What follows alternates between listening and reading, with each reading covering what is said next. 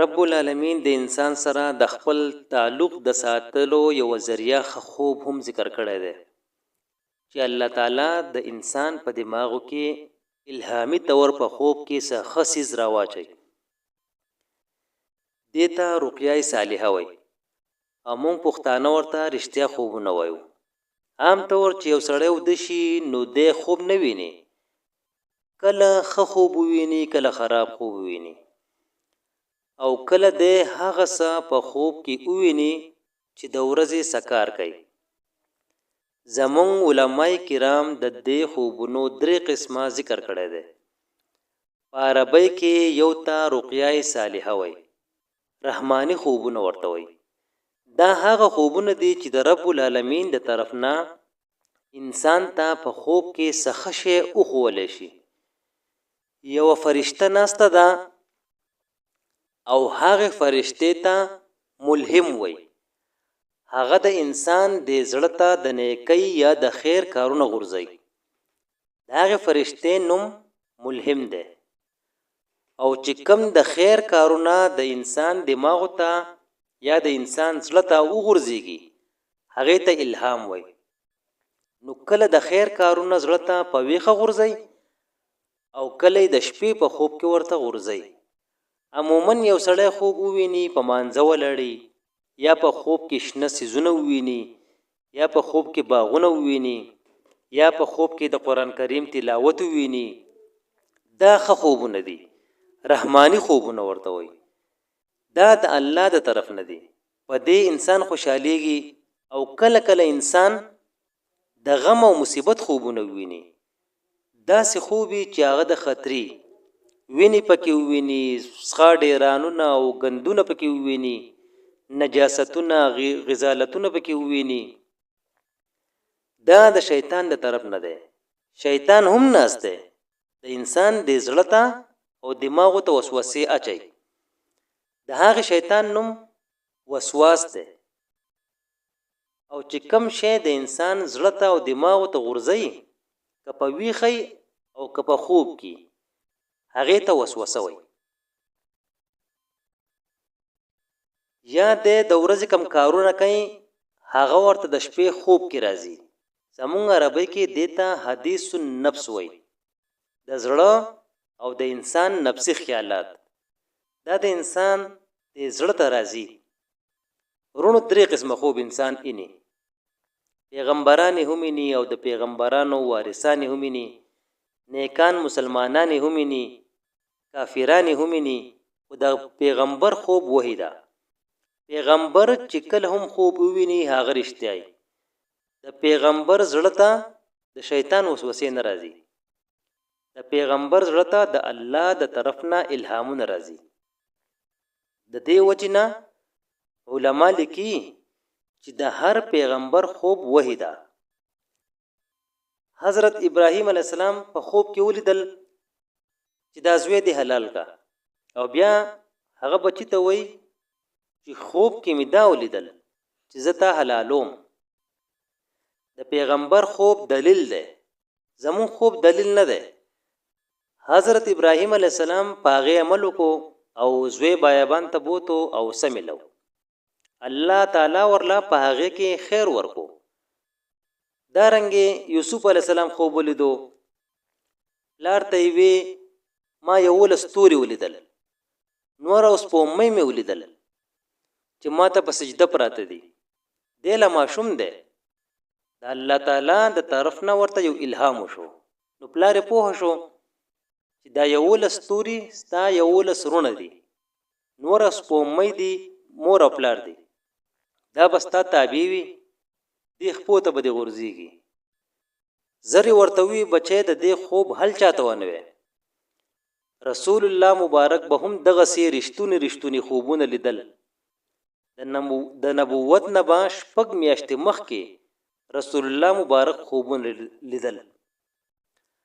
او بخاری شریف کې حدیث ته چې د شپې به کم خوب ولیدو نو سحر به ماته د ځخکارو لکه سحر چې نور راوخیږي چې څنګه خوب به مې ولید هغه شان بکیدل رسول الله مبارک فرمایي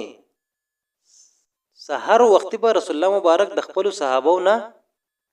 د خوب باره کې تپوسونه کول کچا څه خوب لیدلی چې زه ولې تعبیر وباسم. رسول الله مبارک به باقاعده تپوس کوو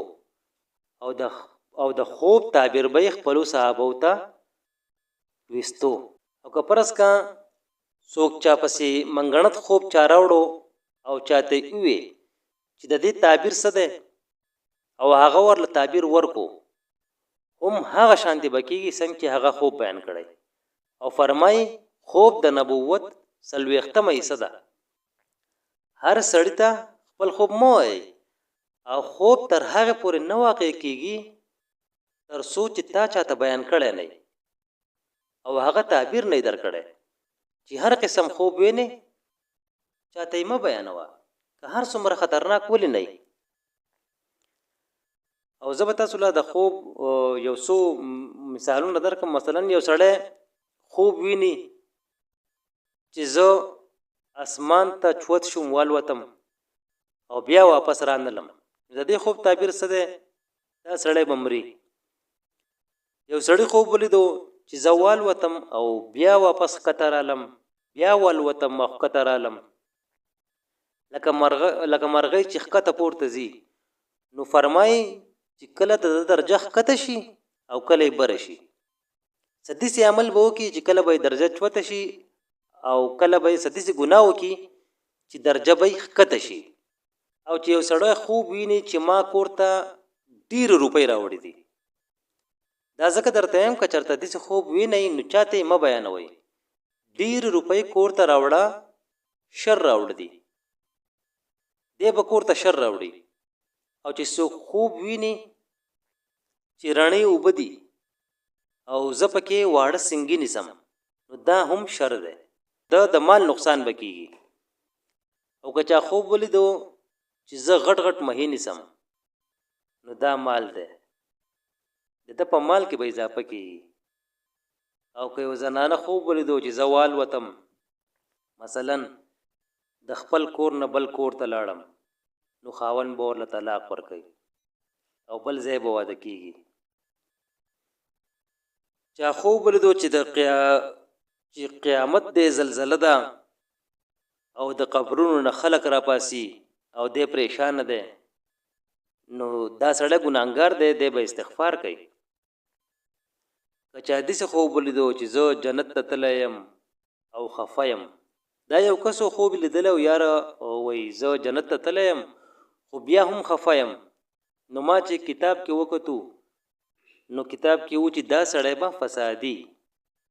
2 کسان به جنګي هم هغه شانتې وشوه. نو ډېر داسې دا خوبونه چاته مه وایي. بلکې یو سړي ځان خوب کې بربڼ ولیدو نو د دې تعبیر څه دی؟ د دې تعبیر دا دی کم کار کې مبتلا دی یا کوي هغه هر څه کاري، نو په هغې د نظرثاني وکړي. یو خو به هغه د ګناه کاري، بل دا چې دی که به د ده رسوایي یا نقصاني. نو دغه کار به دی دغه کار نه به دی لږ راشاته شي او دغه کار به پرېږدي او توبه به وباسي او د الله په نوم به صدقه ورکړي. ځکه چې صدقه راغلی مصیبت ختموي. او که فرض کا یو سړي خوب کې شنه باغونه ولیدل، میوې دې ولیدې، کمیس اغوندې، په سپینې جامو کې دې ځان ولیدو، قرآن کریم تلاوت کې، منځ کې، دا ښایسته خوبونه دي. نبی علیہ السلام فرمایي دا د الله د طرف نه د خوشحالۍ زیری دی. او که خراب خوب دې ولیدو، څخه ګندونه دې ولیدل یا تور سیزونه دې ولیدل یا خړ سیزونه دې ولیدل او یا دې پکې تور داسې څخه سیزونه ولیدل، پوه شه چې دا د شیطان خوب دی. شیطان درته په زړه کې وسوسه اچولې ده. نو یریږه مو. رسول الله مبارک فرمایي 3 ځله ووایه اعوذ بالله من الشیطان الرجیم، او هر ځل ګس طرف ته 3 ځله لاړې توکه. د دې خوب به هیڅ قسم غلط اثر تا ته نه پیښیږي. که په هغه ټیم در نه هیرو او بیا دې هر کله رایت شو،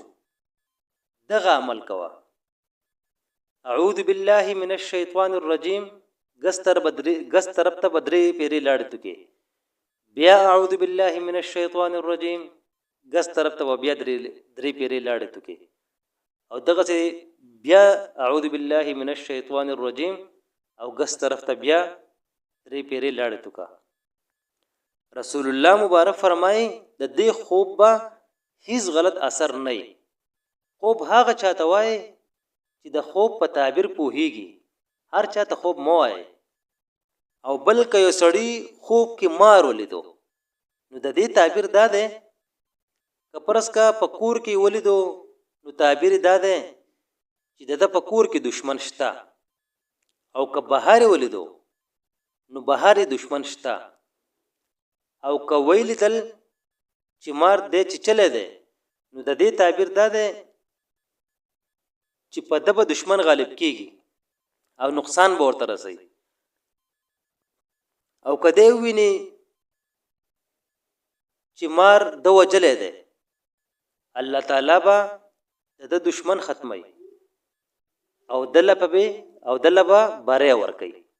وس پرس کوي سړی خوب ولیدو چې د یو باغ نه میوه شو کوي د دې تعبیر دا ده چې د دبه مال دولت سوا کیږي او کاروبار به زیات شي او که سړی خوب کې ویني زه ډیر خواږه فروټ خورم نو دلیل ده او تعبیر دا ده چې نیک او صالح اولاد به پیدا کیږي بل کپرس کا